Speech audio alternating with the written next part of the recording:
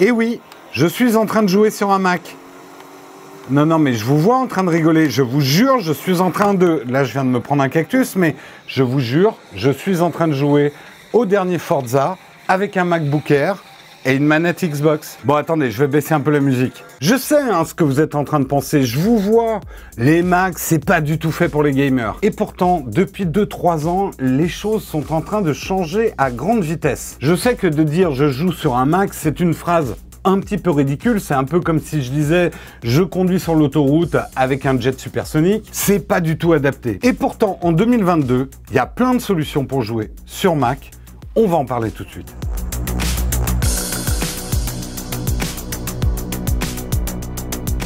Précisons les choses tout de suite, cette vidéo ne s'adresse pas à des gamers PC qui voudraient changer de machine. Le rapport qualité-prix des Mac pour être des ordinateurs uniquement pour faire du jeu, c'est pas bon. Cette vidéo s'adresse plutôt aux gens qui ont un Mac ou qui vont acheter un Mac et qui se demandent est-ce que je peux jouer à des jeux récents dessus, afin d'éviter évidemment de devoir acheter un deuxième ordinateur pour pouvoir jouer. Historiquement, les Mac, c'est complètement nul pour le jeu vidéo. Les performances étaient inférieures au PC, les cartes graphiques n'avaient pas du tout tous les drivers qu'il faut pour les jeux vidéo, le catalogue était quasi inexistant ou alors c'était des vieux titres AAA qui sentaient le moisi, qui avaient 6 ans d'ancienneté. À une exception près, Blizzard, qui a toujours cru à la plateforme macOS, qui a toujours développé ses jeux, à part Overwatch, pour la plateforme Mac, personne n'y croyait aux gamers sur Mac. Et Apple est coupable aussi. Apple ne s'est jamais vraiment investi dans le monde du jeu vidéo, en tout cas des jeux AAA, des jeux PC. Ils n'ont jamais vraiment poussé la plateforme macOS. Et pourtant, premier paradoxe, Apple pèse très lourd dans le monde du jeu vidéo, mais dans le jeu mobile. Je sais que beaucoup d'entre vous considèrent que le jeu mobile, c'est pas du vrai jeu vidéo. On va même pas avoir ce débat-là. Aujourd'hui, le jeu mobile, ça représente plus de la moitié de l'ensemble des revenus du jeu vidéo. Ça pèse très lourd, bon, surtout en Asie, mais quand même pas mal ici. Et Apple a une place dominante dans ce monde du jeu mobile, même un peu trop dominant, hein, de l'avis d'Epic qui fait un procès en ce moment à Apple, mais c'est pas ce sujet. Tout ça étant dit, jouer un jeu récent sur Mac, non mobile, c'était vraiment pas possible. Aujourd'hui, les choses ont changé. Apple arrive avec des processeurs M1, surtout équipés de GPU qui tiendrait la route pour du jeu vidéo. Les écrans sont de plus en plus rapides. Il n'y a plus aucun problème de compatibilité avec des périphériques. On peut appairer très facilement une manette Xbox à un Mac, par exemple. Donc, sur le papier, les Macs seraient prêts à accepter des jeux vidéo d'ordinateur. Mais pourtant, il y a un deuxième paradoxe. Avec ces nouveaux processeurs M1, les Macs sont encore moins compatibles Windows, puisqu'on ne peut même pas faire un bootcamp et lancer Windows dans une session sur un Mac. Oui, je sais, tout ça devient très compliqué. Et pourtant, je vais tout éclaircir, ça va être un petit peu long, mais sachez qu'il est tout à fait possible de jouer sur un Mac aujourd'hui, même aux jeux les plus récents. Vous avez 4 manières différentes de jouer sur un Mac. C'est pas tout à fait les mêmes jeux, mais je vais tout vous expliquer. D'abord, vous pouvez jouer de manière native sur votre Mac à des jeux qui sont portés ou développés sur un Mac. Vous pouvez également jouer à des jeux qui viennent d'iOS et à l'App Store d'iOS et qui sont adaptés au Mac. Vous pouvez jouer aussi à des jeux PC avec une machine virtuelle, une VM, et ça c'est la troisième solution, j'ai oublié de sortir le doigt. Et finalement, quatrième solution, le cloud gaming. On va prendre le temps d'expliquer chacune de ces solutions parce que certaines ont des avantages ou des inconvénients. On va voir tout ça.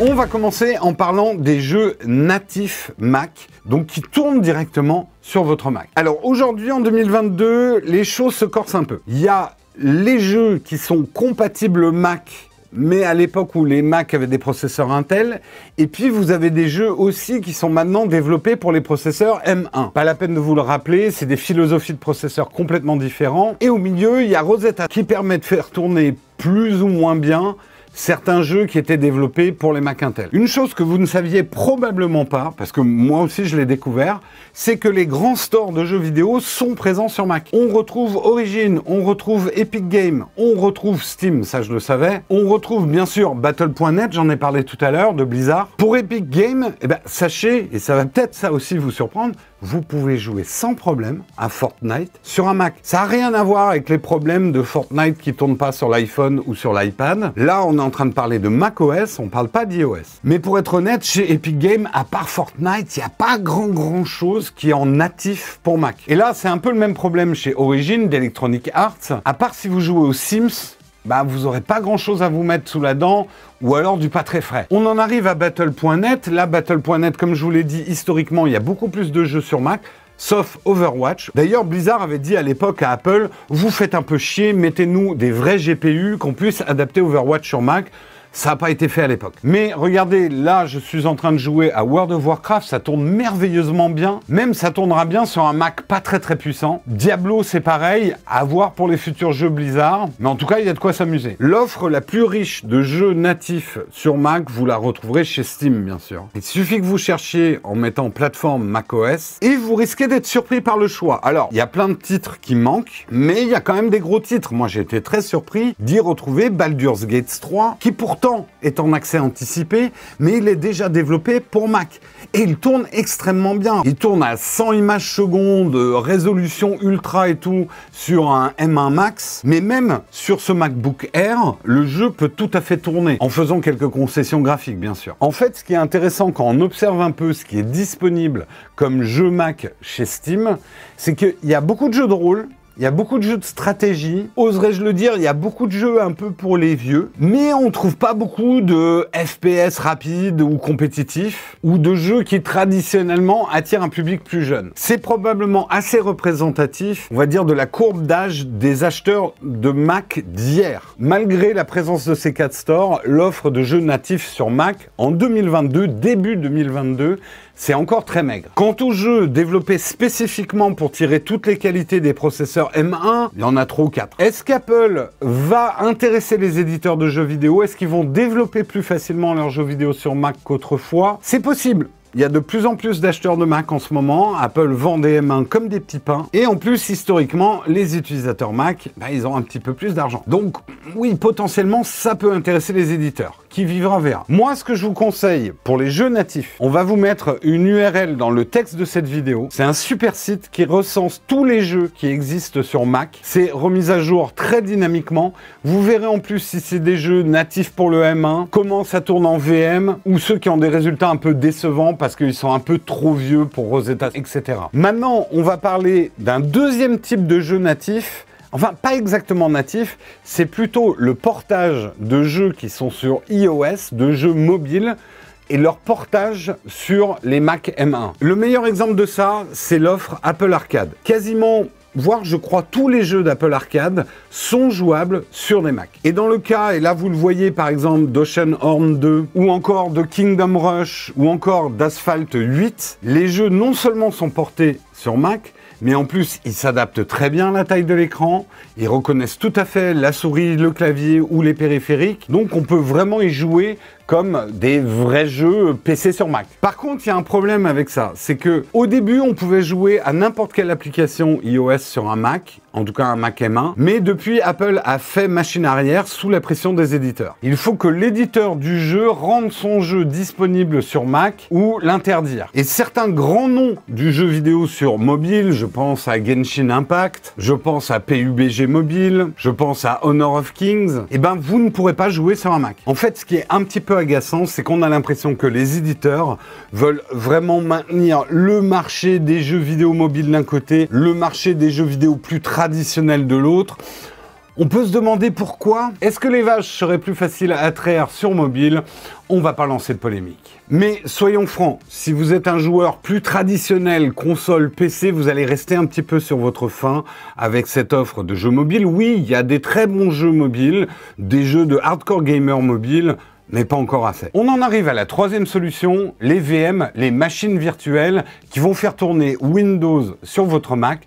Et là, je vais laisser mon ami Guillaume vous en parler. Et hop, je m'incruste dans la vidéo pour vous parler des VM. Alors les VM, c'est une solution que je vois être beaucoup mise en avant sur YouTube, parfois un petit peu à tort. Mais déjà, avant de vous dire ce que j'en pense, une VM, c'est en fait une machine virtuelle. Ça permet, dans notre cas, de lancer du code Windows sur macOS. On peut aussi appeler ça de l'émulation si le terme vous est un peu plus familier. Alors sur les Mac M1, vous avez deux possibilités, on va dire les plus démocratisées, Parallels Desktop et Crossover, et je vais vous en parler. Tout d'abord, Parallels, alors c'est un logiciel que je connais bien depuis même un paquet de temps, et c'est cette solution-là principalement que j'ai testée. En gros, ça va vous permettre d'installer un Windows 11 un peu spécial. C'est un Windows ARM prévu justement pour les processeurs ARM, et souvent les processeurs ARM, c'est ceux qu'on va retrouver sur téléphone historiquement, mais depuis peu, eh bien, sur les MacBooks. Dans ce Windows particulier, vous allez pouvoir installer et lancer tous vos logiciels, tous vos jeux. Par exemple Steam, Origin, Epic Store, etc. Enfin, tout ça va pouvoir s'installer. Mais s'installer ne veut pas dire fonctionner. Et donc, quel est le résultat après mes petites investigations? Eh bien, je vous le dis honnêtement, c'est hyper bluffant de voir des jeux comme Overwatch tourner. Et par exemple, sur mon MacBook Pro 14 pouces,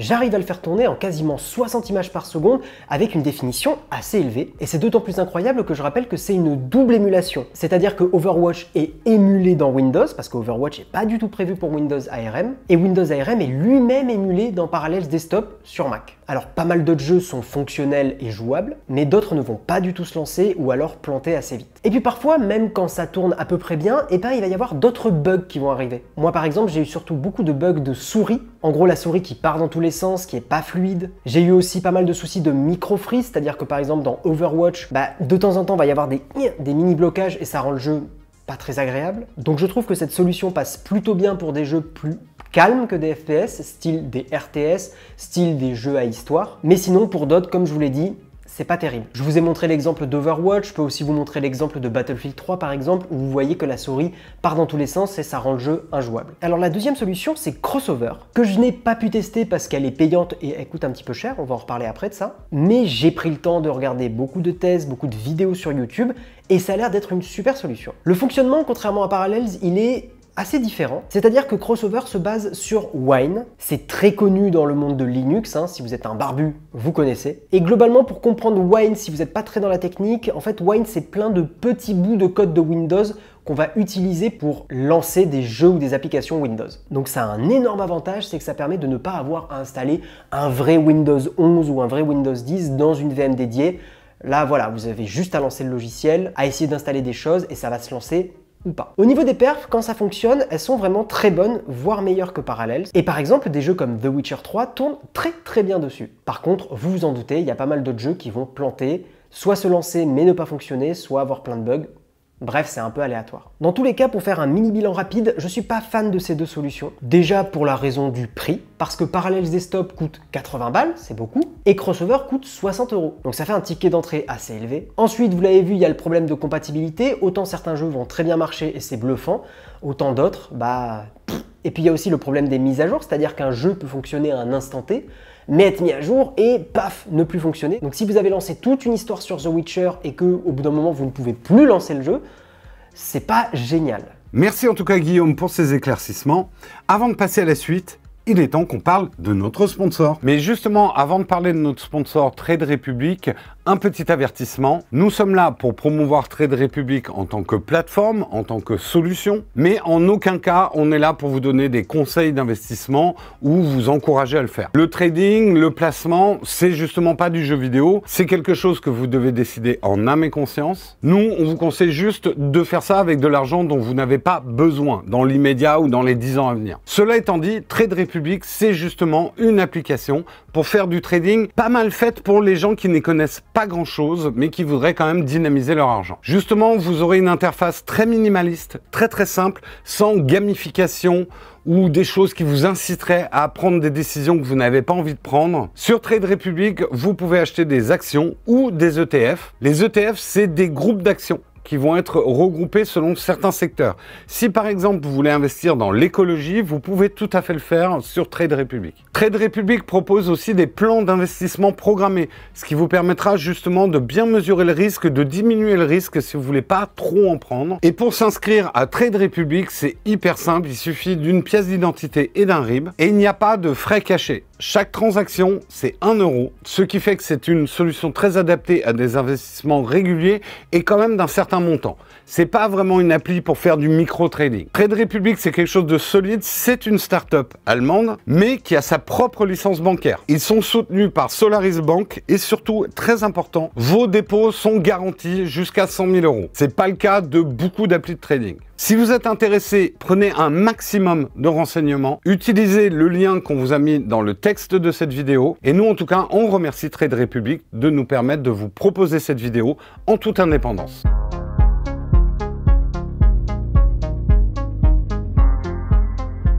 Et maintenant, on reprend avec la quatrième solution pour jouer sur Mac. Je veux bien sûr parler du cloud gaming. Attention, ça va être massif. Le cloud gaming, disons-le tout de suite, c'est la meilleure alternative aujourd'hui pour les joueurs sur Mac. En plus, il y a plusieurs avantages au cloud gaming. D'abord, vous n'avez pas besoin d'un Mac puissant pour jouer au cloud gaming, puisque le principe du cloud gaming, c'est que la puissance, elle est déportée sur des serveurs. Donc, même avec un Mac un peu ancien, avec processeur Intel, peut-être pas trop ancien non plus, mais on va dire un Mac de 2016, ça devrait marcher. Vous pourrez faire tourner toutes les plateformes de cloud gaming. L'autre avantage du cloud gaming, c'est que non seulement vous pourrez jouer sur votre Mac, mais vous pourrez jouer sur votre Apple TV, sur votre tablette, sur votre smartphone, qui soit Android ou Apple d'ailleurs. Après, il y a un problème majeur au cloud gaming, et vous le connaissez bien. Il faut une connexion qui le permette. C'est des connexions de bonne qualité. Je sais que beaucoup de gens ont été déçus par le cloud gaming à cause de leur connexion. Et c'est pour ça qu'il est impératif de tester votre connexion. On va vous en parler parce que justement, dans les 4 solutions que je vais vous présenter de cloud gaming, il y en a une qui permet de faire des tests. En théorie, il y a 5 offres principales de cloud gaming aujourd'hui en 2022. Il y en a d'autres, mais on va dire 5 essentielles. J'ai choisi de ne pas parler de PS Now, l'offre PlayStation de cloud gaming, parce que pour l'instant, elle n'est pas encore aboutie sur Mac. On va commencer par Stadia. Stadia, c'est Google. C'est ce qui se rapprocherait le plus d'une console de cloud gaming. C'est le même principe qu'une console. Vous devez acheter des jeux développé pour Stadia pour que ça tourne sur Stadia. Techniquement, ça tourne vraiment pas mal, bien mieux qu'au début. Il y a une application dédiée sur Mac. Le problème, c'est qu'aujourd'hui, l'offre de jeux est un peu réduite. En plus, je trouve qu'il y a un autre problème, le fait de devoir payer ou même repayer des jeux qu'on a déjà pour que ça tourne sur Stadia. Comme on sait que pour l'instant, il n'y a pas énormément de gens qui utilisent Stadia, quel est l'avenir de Stadia? Est-ce que Google va l'abandonner? Et s'il l'abandonne, tous les jeux Stadia que vous aurez achetés, bah ça servira plus à grand chose. Parlons de GeForce Now. GeForce Now, c'est mon chouchou technologique. À partir de l'application, puisqu'il y a une application Mac GeForce Now,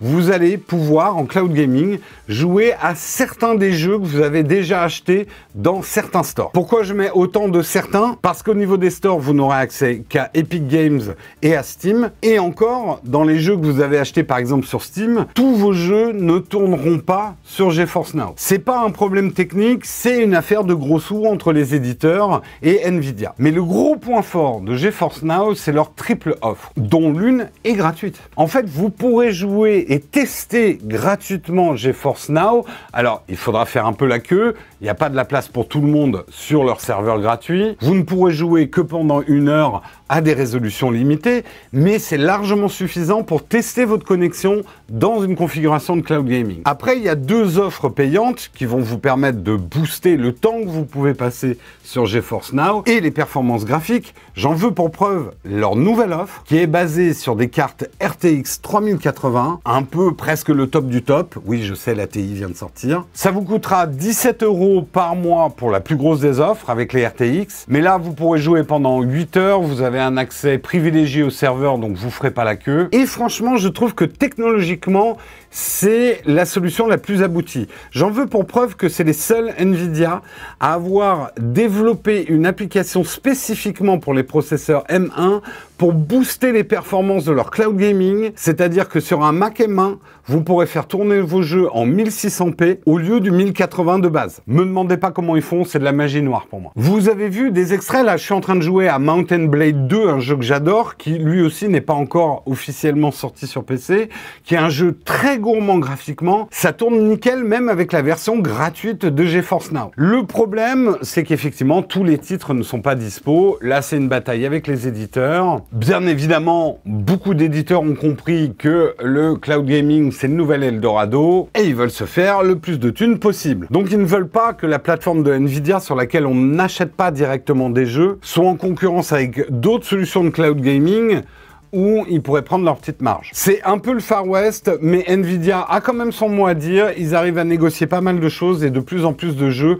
sont dispo maintenant sur GeForce Now. Parlons maintenant de Microsoft et du Xbox Pass Ultimate. Attention à ne pas confondre avec le Xbox Pass. Ouais, ils sont très forts en marketing chez Microsoft. Il y a pas du tout d'erreur possible. En fait, c'est avec la version Ultimate et uniquement celle-là que vous aurez accès au Xbox Cloud Gaming. Ouais, parce qu'on va changer de nom, hein, même si c'est pas le nom du... Bon, en tout cas, ça marche super bien. Vous connaissez probablement le principe du Xbox Game Pass. C'est un peu le Netflix du jeu vidéo. Un certain nombre de jeux vous sont proposés tous les mois. Certains sont retirés.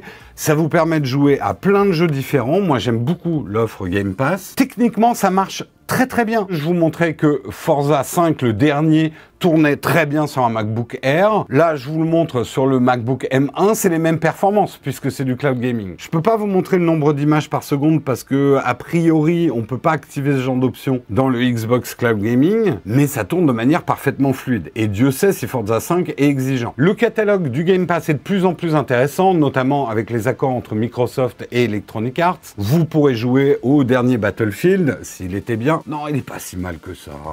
Soyons pas méchants. Regardez, j'y joue. Et même si c'est un côté très Netflix avec des jeux qui disparaissent, rassurez-vous, s'il y a un jeu, vous êtes vraiment scotché dessus, vous pouvez toujours l'acheter avec des bonnes réductions à travers le Game Pass. Et on en arrive à la dernière solution de cloud gaming, qui est pas tout à fait du cloud gaming, qui est un peu plus que ça, c'est vraiment du cloud computing, et bien sûr, je veux parler de Shadow. Shadow, si vous connaissez la chaîne depuis longtemps, vous savez que c'est une aventure qu'on suit depuis le début, c'est une boîte française qui a lancé en 2016 des ordinateurs sur le cloud, mais avec des puissances permettant de faire du jeu vidéo avec. Des 4 offres dont je vous ai parlé, elle a quelque chose d'unique. C'est que vous pourrez jouer avec, mais vous pourrez aussi faire d'autres choses. Faire de la retouche sur Lightroom, par exemple. C'est un vrai PC. Ça s'ouvre exactement comme un PC Windows, avec votre petit code et tout ça. Et à part 2-3 trucs, comme le minage de crypto-monnaie qui est interdit sur Shadow, vous pourrez l'utiliser exactement comme vous utiliseriez un PC. Simplement, il est à distance. Le gros avantage pour les joueurs, notamment les joueurs PC traditionnels, c'est que du coup, c'est un vrai PC. On peut installer des jeux modés, on peut jouer à des jeux qui sont un peu plus rares, qui ne tournent que sur PC et qui marcheront probablement pas avec les autres solutions de cloud gaming. En fait, c'est une solution qui est vraiment idéale pour des gens qui ont un Mac, mais qui ont besoin pour leur travail et du coup aussi pour le jeu, d'avoir un PC à côté mais qui veulent pas s'acheter un PC physique. Le problème, parce qu'il y a un problème, c'est qu'aujourd'hui, Shadow a connu des hauts et des bas. Ils allaient pas très bien il y a quelques mois. Ils ont été rachetés par une filiale d'OVH. Ils sont en train de se reconstruire. Maintenant, Shadow est de nouveau disponible. On peut prendre un abonnement. Le problème, c'est que la config qu'ils proposent date un peu. C'est un peu un GPU de 2016. Pour un prix de 30 €, ce qui est un peu cher par rapport à la concurrence dont je vous ai parlé. Donc je pense que Shadow est à suivre de près. Ils ont annoncé récemment qu'ils allaient changer la config l'été 2022 et peut-être du coup revenir à leur promesse d'origine qui était d'upgrader les configs de Shadow tous les 2-3 ans. Voilà, ça c'est le cloud gaming. Je pense sincèrement aujourd'hui, début 2022, que par rapport aux jeux natifs Mac, le cloud gaming est vraiment la solution pour jouer à tout ce qu'on veut. Personnellement, les 2 solutions de cloud gaming que je préfère, c'est Shadow, mais là j'ai une chance assez rare, c'est que j'ai une config Shadow qui n'existe plus et qui est équipée de cartes graphiques équivalent Titan, donc je n'ai aucun problème pour faire tourner en ultra les jeux actuels. Et sinon, j'aime beaucoup la proposition d'Xbox avec le Game Pass par son côté Netflix du jeu vidéo. Par contre, j'avoue que Nvidia m'a vraiment bluffé technologiquement. Leur gestion même des serveurs avec les files d'attente, ils ont compris quand même que la performance dépendait vraiment des bouchons d'étranglement et le système qu'ils ont mis en place évite d'avoir une expérience de joueur trop détériorée. Bon, après, il faut payer quand même relativement cher pour avoir la meilleure expérience possible. Stadia, vraiment, je vous le recommande pas. Trop de chances que ça se casse la gueule et que les jeux que vous auriez achetés sur Stadia disparaissent dans une poussière de pixels. On en arrive à la conclusion de cette longue vidéo. J'espère qu'elle était pas trop indigeste, mais on tenait vraiment à faire un tour assez exhaustif des solutions pour jouer sur Mac. On sait que vous êtes beaucoup à vouloir ou à devoir acheter des Macs pour votre boulot, mais vous voulez quand même jouer sans devoir vous acheter un deuxième ordinateur ou un PC dédié au jeu. Et ben, toutes ces solutions fonctionnent avec les avantages et les inconvénients. Bien évidemment, si vous êtes un pur gamer, n'achetez pas un Mac uniquement pour jouer. Le rapport qualité-prix est vraiment pas bon pour en faire un ordinateur que pour jouer. Mais les Macs pourront largement satisfaire des joueurs plus occasionnels. J'aime pas dire casual parce que je trouve que c'est très méprisant. On n'a pas tous le même temps dans la vie, qu'on soit étudiant ou qu'on soit parent. Ce qui va être intéressant à suivre dans les années à venir, ça va être la politique d'Apple par rapport aux jeux non mobiles. Est-ce qu'enfin, Tim Cook va se retrousser les manches et proposer à des éditeurs des sorties sur Mac et d'adapter justement un petit peu le hardware des Mac pour les éditeurs de jeux vidéo? Est-ce qu'on verra dans 2-3 ans des jeux qui sortiront avec des exclusivités sur Mac? Ça m'étonnerait, mais on peut quand même le penser. Quelque part, Apple a énormément d'argent et que si ils investissent même un tout petit peu de l'argent qu'ils ont en réserve pour investir le monde du jeu vidéo non mobile, ils pourraient très bien réussir. Même si on le sait, le jeu vidéo, c'est quand même un marché très compliqué et même avec tout l'argent du monde, on peut se planter violemment. C'est Jeff Bezos qui pourrait vous en dire quelque chose. C'est la fin de cette vidéo. N'hésitez pas à nous donner votre avis. On attend ça dans les commentaires. Est-ce que vous avez un Mac? Est-ce que vous jouez dessus? Quelles sont vos solutions? Est-ce que vous avez trouvé des problèmes, des incompatibilités? Normalement, à l'origine, cette vidéo, je devais la présenter avec Guillaume à côté de moi. Mais pour des raisons de cas contact, enfin la situation habituelle, on a tourné un petit peu à distance. Mais ça ne nous empêche pas d'être très proche de vous. Et sur ce, je vous dis à très bientôt dans une prochaine vidéo et jouez bien.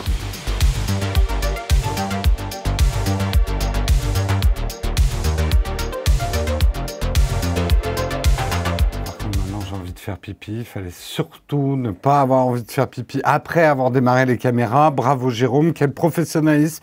Eh ben je m'en fous, je vais pisser dans une bouteille. Non. Regarde, j'en ai une. Enfin, c'est petit pipi, hein. Non, je rigole. Ça me donnera du tonus. Prostate un jour, prostate toujours.